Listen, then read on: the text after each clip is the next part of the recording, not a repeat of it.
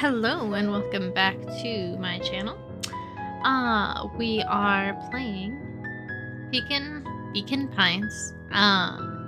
It's throwing us back where we left off, so let's get right into it. A shockwave of cold tore through the room.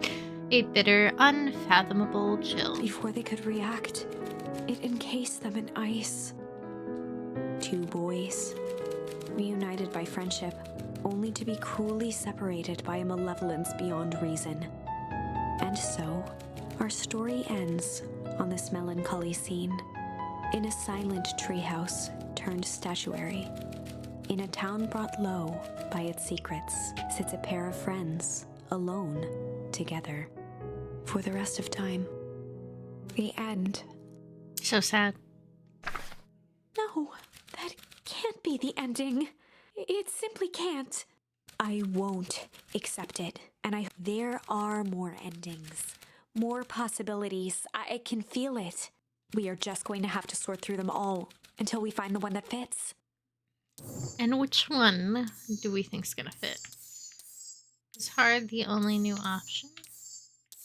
No, hard or fight. So let's try hard. They needed to know what he was doing in Luca's house. After some deliberation, it was decided they'd run the classic good cop, hard cop interrogation. They'd run the classic good cop, hard cop interrogation. This ought to end well. Rollo brandished a steely gaze. I've got this. Read about it 100 times. Oh, this is not gonna end well. Rollo swaggered past the chair which propped up the slumping Hiram Tolliver. I didn't realize he was gonna be the hard cop. Without even looking at his captive, he began with a long, blustery drawl. Well, Mr. Tolliver. Mr. Tolliver remained motionless. Rollo spun around to face him. He'd clearly expected to rouse Mr. Tolliver with his booming voice. Mr. Tolliver? Beck and Luca gave each other an unsure glance. Rollo slammed his fist on the table. I said, Mr. Tolliver! He grabbed the table lamp and beamed it onto the unconscious face. Mr. Tolliver groaned and slowly lifted his head. He recoiled with a muddled, weary squint. What in the The world? chair wobbled as he attempted to straighten up. Who's there? Mr. Tolliver could only make out rough shapes through the glaring light. With a gruff tone, Rollo hoped to both conceal his voice and intimidate. I'll be asking the questions here, punk. Now hold on. Let's just calm down. Oh, I am calm. Calm as a carrot in dirt.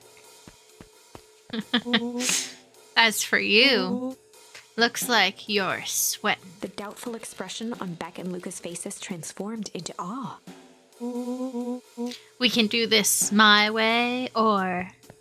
Well, let's just say I've never needed another way. Rollo, hitting his stride, was now channeling every detective trope his memory could recall. Is he gonna unplug the lamp He on slammed accident? the table again. Now dance! What? I don't Mr. even... Tolliver's voice became desperate. He was nearly in tears. You've tied me down. How on earth can I dance? Dance with your mouth, punk. Spill the beans. What are you doing poking around this house? I'm here to help Juniper. To make sure everything's ready. Oh, so you're in cahoots with Gran? Gran? Mr. Tolliver was in a daze, now more confused than ever. Gonna help her blow up the festival, huh? Blow up the festival? Good lord! He shook his head, feeling more and more dizzy. No, you've got it all wrong. Where is she now? She's headed to the source. Source? What's the source? It's where His voice faded to a whisper. the town began. Where it all began. What in Operation Sparkplug. With that, Mr. Tolliver passed out cold. Rollo swung around with a repentant grimace. Damn, Rollo. I think you went a little too hard on him. What did he say about the source? It's where the town began? We need more information. Yeah, but we'd better not push Mr. Tulliver any further. Is there anyone else who might know more? What about the History Museum? It just got set up for the festival. Nah, that tent was put up by the Valentines. Everything they do is just a bunch of fluff to glorify themselves. Is there anything more reliable? The library. If there's any information about this source thing, Kadu can help us find it. Let's get some answers. What about that one kid over by the History Museum? Can't we talk to him? This is a dang nice library. Thanks. We work hard on it. Aren't you a little too adorable to be a librarian? Oh, Kadu hung out here so much. Eventually, they gave him a set of keys. I just keep an eye on the place for Miss Novak sometimes. They've got you working for free? It's quiet, and I get access to all the books I can read. What more can a person want? Fair enough. What can I do for y'all? We need a favor. I already told you and Rollo. I can't put you any higher on the wait list for the next Hank Atomic. And if you're here with more candy, I'll have you know I can't be bought. Call it a personal code of conscience. Actually, we're looking to do some research. Now you're speaking my language. What are you looking for? That's the thing, we sorta don't know. What do you got on the history of the town? There's the county record archives. What's in those? Births, deaths, newspaper clippings, stuff like that. Pretty boring read. But they do go all the way back to when the town was founded. Great, we'll start there. Chapter 8. 6 feet under, 3 towns over. The kids spent the rest of the afternoon combing through dusty piles of old county records, desperately searching for anything that could help them make sense of Mr. Tolliver's cryptic utterance. Luca tried to shake the thought of Grand's basement, but his focus wavered. Explosives, messages hidden in jam, dossiers on various town figures, and Gran was the only family he had left. He still couldn't bring himself to believe the worst. But the old map with the symbol of explosives in town square made that difficult. As the sun began to set, the kids were no closer to the truth. If I have to read any more records, my eyeballs are gonna pop. We have to keep digging. If I dig another word, I'm gonna end up in one of those Aston death records. Rollo Cotter lived a full and wonderful life, till he read so much boring crud that his brain oozed out of his ears. Rollo shut his book with an assertive nod. If you've got a better idea, spit it out. You sound like my sister. Keep pushing your luck, pal. And it won't be boring country records that kill you. I'll put you in the obituaries myself. I'm gonna have to steal that line. Rollo muttered under his breath. You're a county record.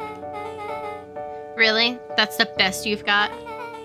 When I'm done with you, you'll be the footnotes in history. Just like Beck slammed her finger down on the open page before glancing down to read. J. Hartford here. I'd love to see you try. Hey, hey, hey. We're all a little tired here. Let's just take a minute and... Something tickled the back of Luca's mind. Wait, what was that name, Beck? In the orbit? J. Hartford. From the Brookville Tribune 8 years ago. That can't be right. What is it? J. Hartford. That's my grand's name. Juniper Hartford. I saw this coming. Maybe there are 2 J. Hartfords. Miss Hartford is survived by her young daughter, E. Hartford. My mother's name is Eleanor. Okay, this is getting creepy. If your gran is 6 feet under, 3 towns over, then who am I living with? The question hung in the air.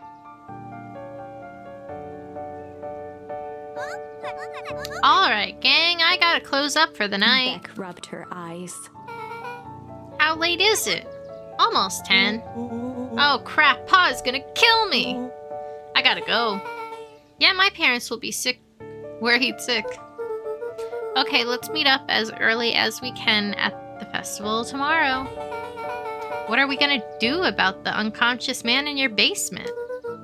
I'll think of something.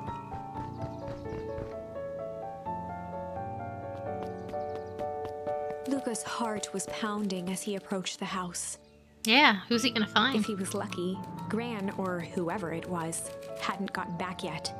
And of course, there was Mr. Tolliver tied up and unconscious in the basement. He's probably not unconscious anymore. Dealing with him would be the first order of business. Luca shook out his arms to calm his nerves before entering. Uh-oh.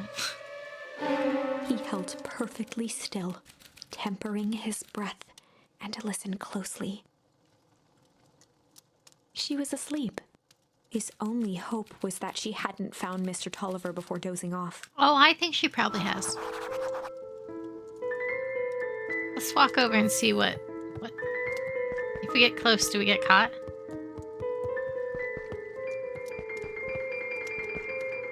Oh, she's a heavy sleeper. Okay, fine.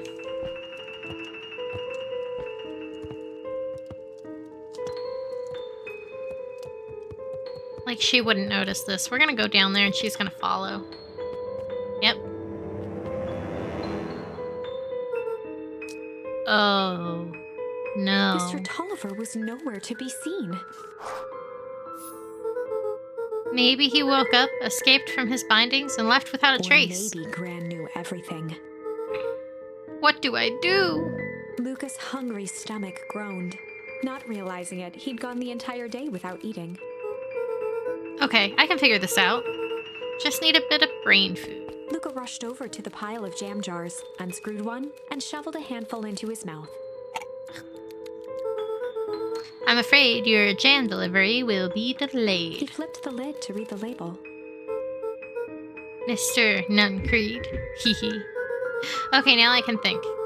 So if Grant knows we tied up Mr. Tolliver, I'm screwed. Do you think he just ate poison? If she doesn't know, then I need to play it cool. I guess the only option is to go to bed and act as if nothing is wrong. Gran will think Mr. Tolliver finished what he was sent to do and left when he was done. Go to sleep? Are we gonna wake up from this sleep, though? I feel like we were poisoned. Oh, shit. Gran? Okay, stick to the plan. Go to bed and play it cool. As Luca climbed the final stair, the emotion of the day dragged heavily on him. No, I think we were poisoned. With each consecutive step, his legs weakened. His stride began to falter. Oh no. He tried to grab for the railing to steady himself. Something was wrong. Come on, legs. Just a few more steps. Luca groaned and tried to move. His limbs might as well have been bolted to the ground. Through numb lips, he mumbled just before falling asleep. The germ. Uh-oh. Sweet boy. What did you get yourself into?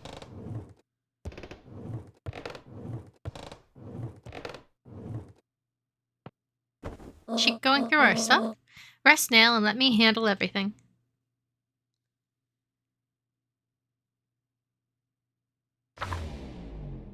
So we're not dead. Chapter 9. A speech to end all speeches. Luca awoke to find himself face down in bed. He moaned into his pillow. Why would Gran drug him? Or rather, why was she trying to drug Mr. Nuncreed? Shaking the questions from his woozy head, Luca snapped back to the matter at hand. Ah, yes. The festival! Oh. Well, let's go to the festival, I guess.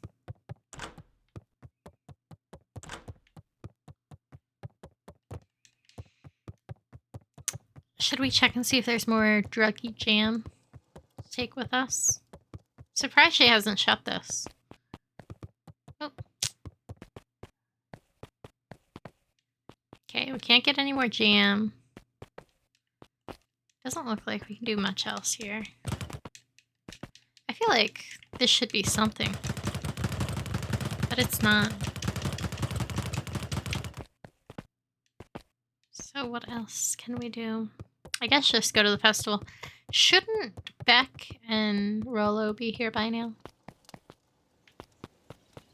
What time of day is it? Okay, it can't be too late.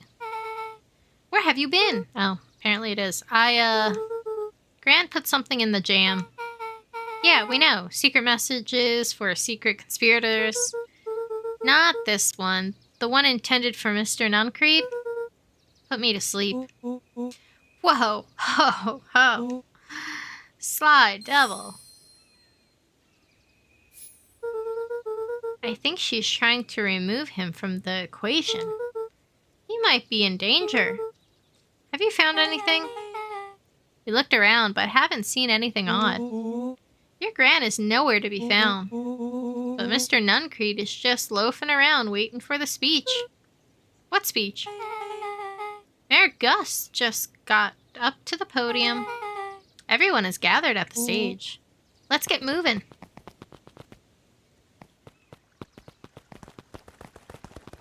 Augustus Valentine nervously wiped his brow. Ahem. Is this thing... hello, Beacon Pines. I'm Augustus Valentine, your mayor, and I suppose you already know that. Oh yes. Before we get started, I just wanted to take a moment to recognize someone who couldn't be here today. This town wouldn't be where it is today without my father, Sharper Valentine.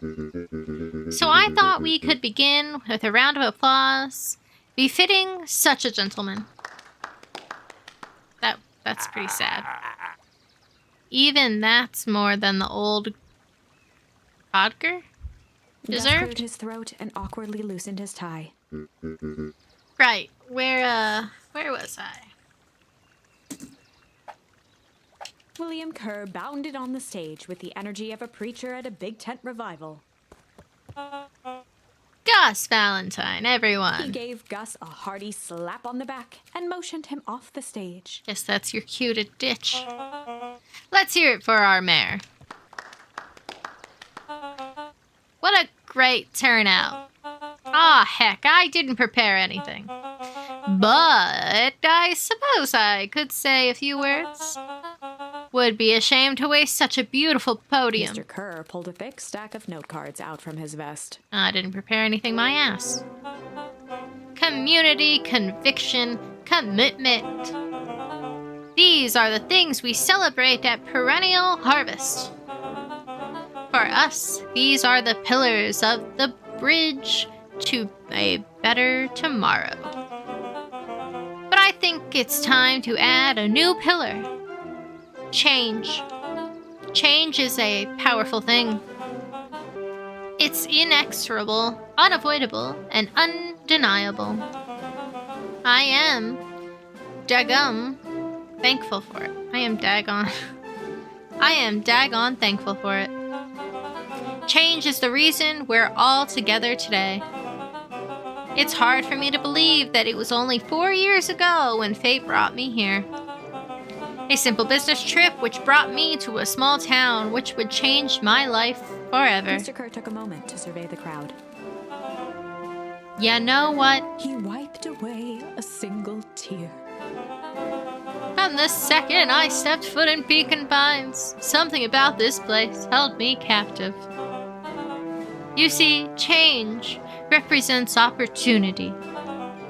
It represents potential. It was change that helped me recognize the potential of this place.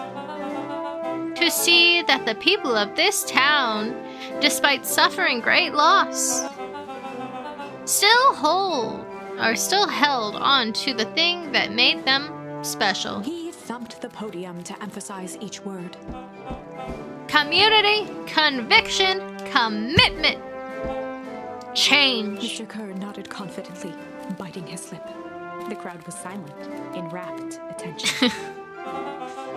Fate made a perfect match that day. Nothing is more important to you all than community. And Perennial Harvest is a community first and foremost. Mr. Kerr methodically made eye contact with each section of the crowd. I feel like this is never ending. The only way you made it through the foul harvest was an unshakable conviction. A conviction that a better tomorrow was just over the horizon. Perennial Harvest was founded on the conviction that we are that horizon. This festival is a symbol of our commitment to each other. His voice began to build to a crescendo. We now walk hand in hand into a future we will shape together. And that is what change is all about. Grabbing the future by the scruff of the neck and making things happen. Change is a choice. I am tickled pink that we will all be making that choice together. How great is that? Just imagine what we all can accomplish. Boom. Speech is over. What was that? The crowd began to look around nervously. Don't worry, a little thunder isn't going to ruin this day. Everyone remain calm. Mr. Kerr quickly flicked through his note cards. Where was I? Through all of my travels, I have learned one true thing. One always reaps what they sow. We have all planted a lot of good in this town. And so it is with a happy heart that I can proclaim. He raised his hands up to the heavens. Our harvest awaits! Everyone's frozen again. At that moment, a merciless wall of impossibly cold air ripped through the crowd, instantly freezing everyone and everything it touched. For a man like William Kerr, this was a fitting way for things to end.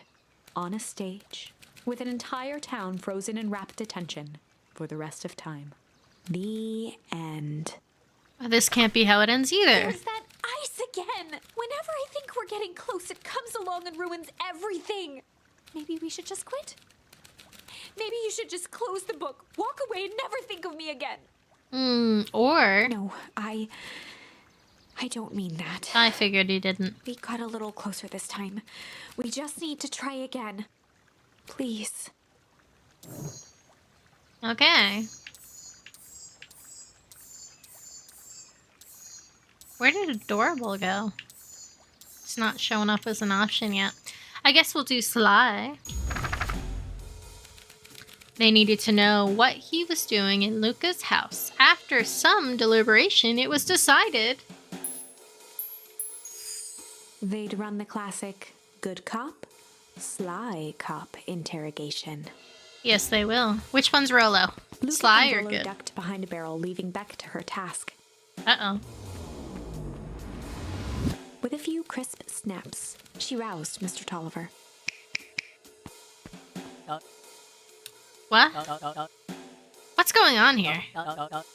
You're that Medwill girl. Modwell. Please, call me back. Sorry about all this. Mr. Tolliver looked down and shifted a bit, testing his restraints. It seems there's been a mix-up.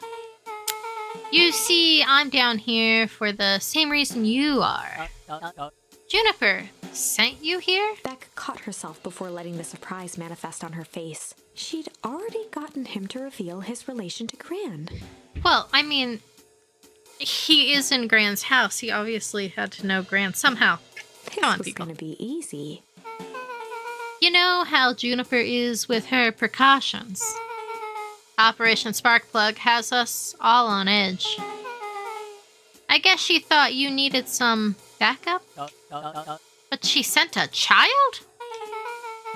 What better way to avoid prying eyes? Who would suspect a kid?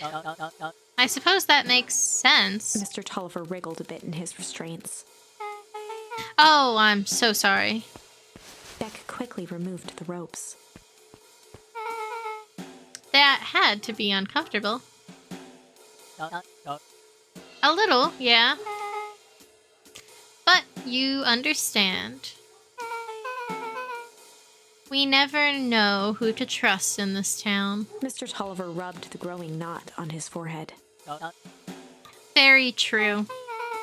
So it turns out we're both here Beck twirled her to hand, as if to prompt Mr. Tolliver to finish her thought. destroy the Beck evidence. shook her head and clicked her tongue. Yep. The old gal is nothing if not thorough. Mr. Tolliver let out an amused huff in agreement. She sure is. Can't blame her, though. If any were to find out that that we're going to destroy the source, well, we would both know how bad that might be. No one will know anything once I finish cleaning up things down here. Beck was on a roll now, playing Mr. Tolliver like a fiddle.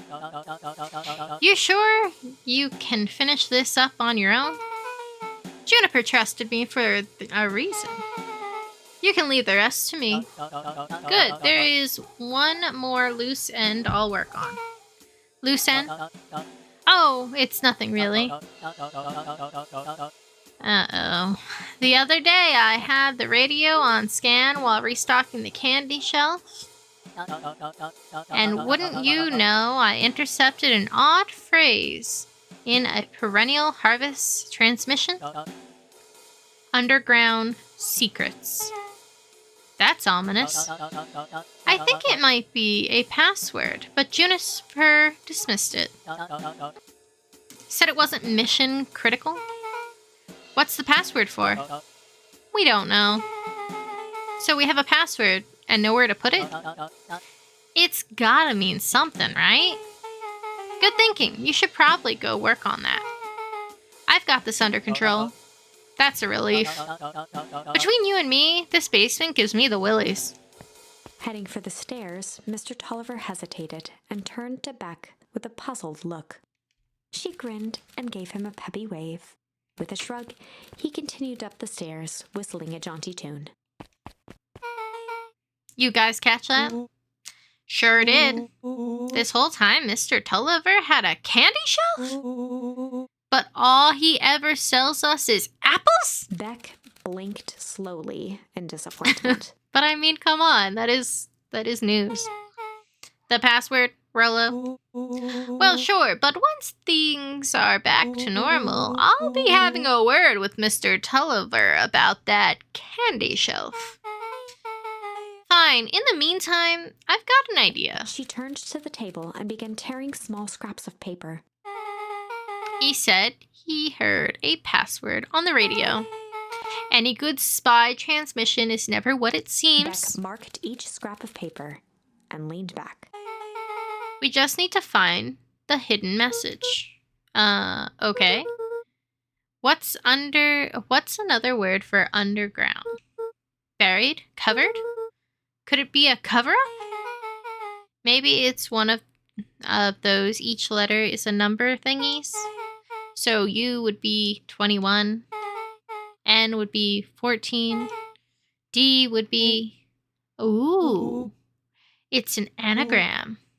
Nuncreed's drugstore. Luca and Beck looked at Rollo with amazement. So freaking smart, Rollo. Rollo, that was incredible. Well, it's either that or Creedon's Nun Rug Store. Yeah, I think you were right the first time. How did you do that? What can I say? I love ciphers. Well, I guess we know where to go next. Investigate Nuncreed's drugstore. Let's go. We got everyone following us, so of course I run into a wall. Uh-oh. Try to sneak past her? No, we'll talk to her. You scared me half to death. Sorry. You kids haven't seen Mr. Tulliver around, have you? Nope. He's got me waiting around like that last slice of pie. I swear the man would be last to his own funeral. Uh-oh. Where did Tulliver go? Are we gonna find him at Perennial Harvest?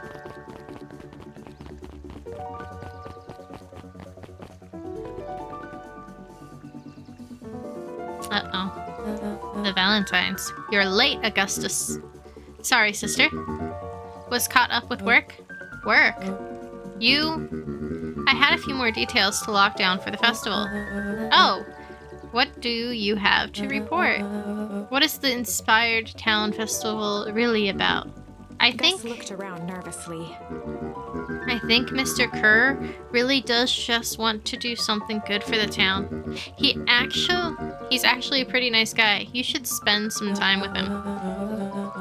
I didn't pull strings installing you as mayor so that you could make friends. And I also don't trust Kerr, dude. You're bad judgment. Your job is to help me figure out what Kerr and Perennial Harvest's true intentions are with this town. We have a responsibility. This is our father's town. Was. Excuse me? This was our father's town. He's gone. Harris. And he isn't coming back. Father left us with nothing but problems. Mr. Kerr can help here and offered to help us. We accepted that help. We didn't agree to them turning Father's warehouse into a toxic dumping ground. That is just a temporary arrangement. The glow can be seen from our damn backyard. They are dumping their nasty little secrets on us. When this all inevitably goes wrong, who do you think will be blamed? Harris's cry hung in the air. We have a new choice to make now, sister. This town is going to change whether we like it or not. Are we going to choose to be a part of that future? Or be forgotten in the past? It's a shame. Father named you Augustus. But you will always be a Gus. Good night, Harris. I'll see you at breakfast tomorrow.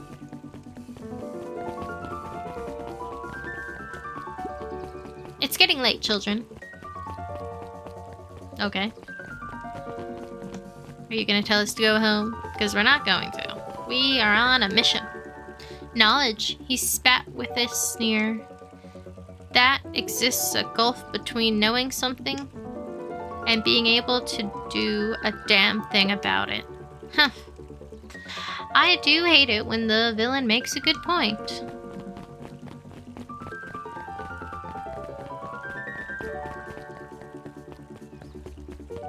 Come on, what am I stuck on? Oh, there we go. Ah, Nuncreed's drugstore. Solomon stood proudly at the entrance to the drugstore, holding a brown bag overflowing with black licorice. Hey, Solomon. We're looking for Mr. Nuncreed. Is he still there? I'm afraid not. Then where do you get the candy from? You might say we have an arrangement. Solomon shoveled a surprising amount of licorice into his mouth. Sometimes it's the small pleasures in life. Though we might not always have family to rely on, licorice has never let me down. Well, I can't say licorice would be my first choice. But whatever floats your boat. You can tell a lot about a person by their choice of confections. Oh, yeah, I guess. I like sour goobs. I'm certain you do. Don't worry, Rollo, we all like sour goobs. I always wondered why Mr. Nuncreed kept licorice in stock. You must eat enough of it to make it worthwhile. There are many ways to earn loyalty. For some, it's as easy as cold, hard cash. So you buy licorice from him? Well, he's right. It's locked. There's gotta be more clues. Okay, let's see. Telephone booth, anyone?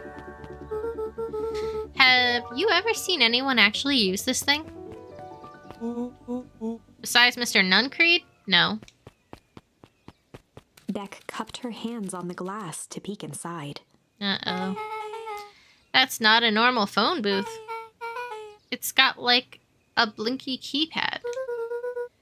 Why would there be a blinky keypad? Creed's rug store. I mean, underground secrets. The password. Beck flung open the door, and they all squeezed in. Oh, no. This is not going to end well. All right, let's see here. Luca cracked his knuckles and entered the letters into the keypad. Underground. Secrets. Sounds like that did something. Great, now what? I guess we... The inside of the phone booth dropped loose from its shell.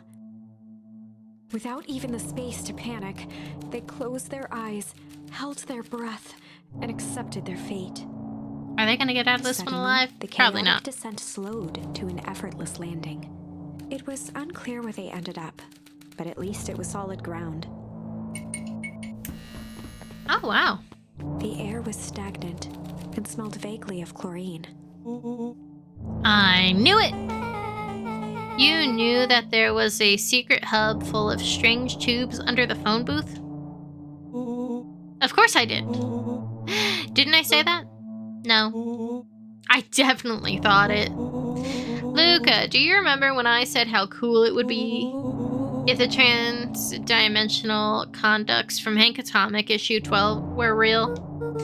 Rollo, at one point or another, you said that about every technology ever discussed in Hank Atomic. That's why I'm such a good predictor.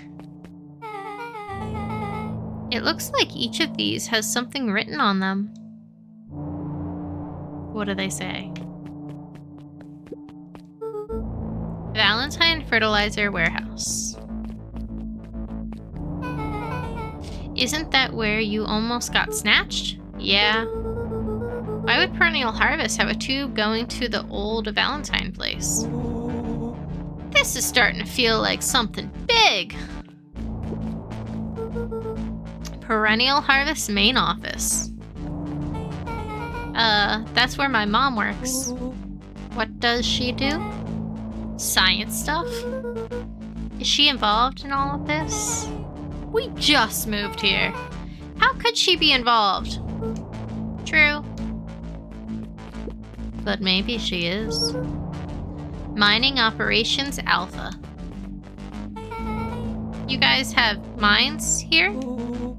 Not that I know of. This town is all farms and fertilizer. And a series of tubes. Pa always says you can only trust a miner up to the point when they hit gold. Not sure how that wisdom applies in this exact situation. Things but that That's the thing about Pa. You don't always realize what he means until it's too late. Well, I think it means that you can trust someone until they have something worth losing, you know? This suit has a broken mask, much like the one you broke. So have we found our mystery warehouse creeper? We've at least found their hazmat suit. If it walks like a Nuncreed and talks like a Nuncreed, let's not jump to conclusions. Just saying, it's a Nuncreed. That's a lot of buttons. Let's push them all, see what happens. Stand aside, Earthlings. I've read enough Hank Atomic to know my way around sci-fi tech. Willow's hands hovered over the field of blinking buttons. He just starts slamming his hands down on them. Eeny, meeny, miny. Rollo, what did you do? Nothing. I didn't even move. I didn't even mow yet. What was that? Hide! Where? There's nothing but weird tubes down here. Just get back. Hi, Nuncreed. Shit. Shit. Shit. Awesome! You all need to come with me now. We aren't going anywhere with you. Not until we get some answers. Mr. Underground Secrets. I told them it was an absurd password, but they love anything that can make them feel clever. They who? That's no matter. If I can keep you hidden until after the festival, I might be able to save your skins.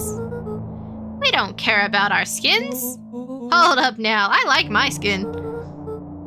This all stops now, Nuncreed. Joseph waited for a moment in silence. You sound just like him. Who? Your father, Walt? You don't get to talk about my dad.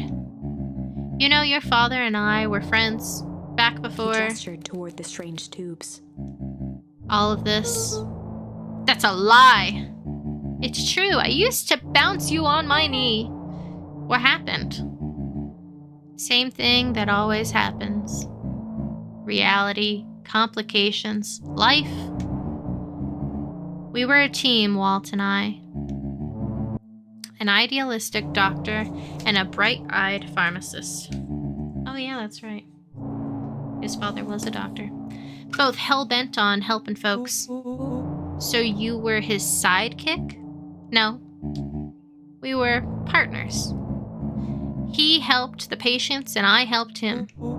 Yep, totally sidekick. Nuncreed let out a growl of a sigh. Luca, I need you to know this. I need someone to know this. One day, Sharper Valentine comes to us, says he's got an opportunity. He'd found something he didn't quite understand. And he was willing to pay us both handsomely to help him understand it. And my dad said no. Your father and I both believed in helping people. But the thing I could never get him to understand was, it's a lot easier to help others if you help yourself, now and then. Classic sidekick into villain plotline. Walt loved being righteous, almost more than he loved his family. He was wrong about one thing, though. When he begged me not to take the Valentine's offer, he said, Joseph, if a person says yes one time to Sharper Valentine, he'll make sure they keep on saying yes to him until the day he's gone, dead and gone. He shook his head wistfully. Sharper's long gone, but he's still got me saying yes. Is there a point to this sob story? Not really, no. Just an old man trying to delay what needs doing. Nuncreed took a menacing step towards the children. I tried to keep you safe. I tried to keep you and Juniper out of this. But you forced my hand. Luca began to laugh. What? You really don't know. My Gran isn't out of this. She's been scheming right under your nose. Juniper? Seems like she's planning on crashing the town's party. She's going to disrupt the festival? Why would she? Color drained from Nuncreed's face. How does she know? Apparently she knows a lot of things. What? Let's just say this isn't the only underground lair we've busted into lately. Or today. And honestly, hers is way cooler. She's got a map and explosives and bad intentions. Big man. Nuncreed grabbed Luca by the shoulders. His eyes were frantic. You need to tell me what she's going to do right now. She doesn't understand it is she.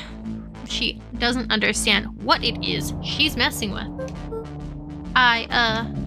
Tell me now! She's in danger, boy! I don't know. She had a map with a mark on the fountain in Town Square. The fountain? But why would... Realization struck Mr. Nuncreed. She knows about the source. What the heck is the source? If she tries to destroy the source, it could catatize and... Dear God, she's going to freeze us all!